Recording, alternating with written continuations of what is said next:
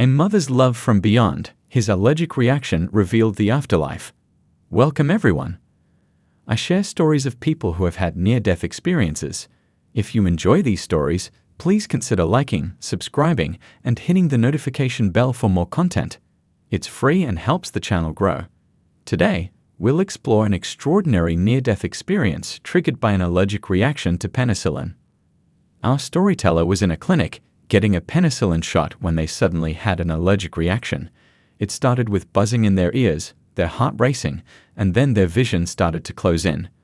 Their tongue swelled, making it hard to breathe. In a panic, they tried to stay conscious.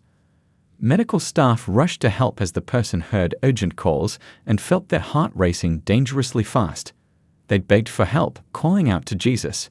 In the chaos, they saw swirling colors and a being made of light, giving them hope. Then, they found themselves in a dark void, with only a distant white dot ahead. They sped towards it until they reached a bright, screen-like space in the darkness. They felt overwhelmed and scared. This near-death experience was intense, with strong physical and emotional feelings. Seeing the light and going through darkness changed how the person saw life. They heard the words, "Do not be afraid," and felt a deep understanding of their life's importance, not through memories but through a sense of acceptance. They realized how their death would affect their family, especially their father who had lost their mother just 2 years before.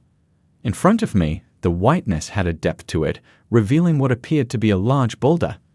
As I'd focused on this image, the mist surrounding it receded slightly, allowing me to perceive its details, a large, mostly gray boulder covered in moss, with a sense of lushness beyond.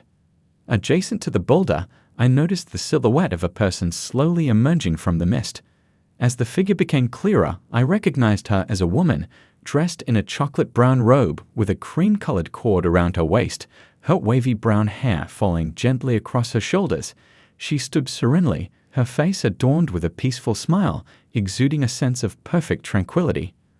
Though her appearance differed significantly from how I remembered her in life, I instinctively knew it was my mother.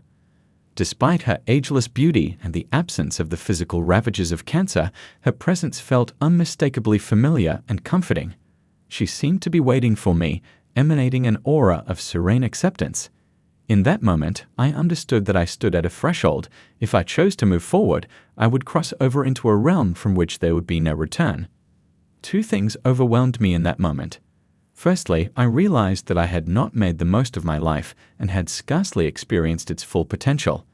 Secondly, and perhaps most significantly, I couldn't bear the thought of causing my father any more pain by leaving him, especially after the loss of my mother. I had a profound sense that he wouldn't be able to cope with losing me as well. With this realization weighing heavily on me, I prayed fervently to Jesus, pleading to be sent back. Instantly, I found myself back in the examination room, surrounded by talking voices. It felt as though time had stood still, an inexplicable sensation that remains vivid in my memory.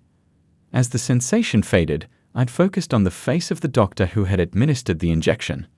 My first words upon returning were a bewildered inquiry, asking if I was in hell.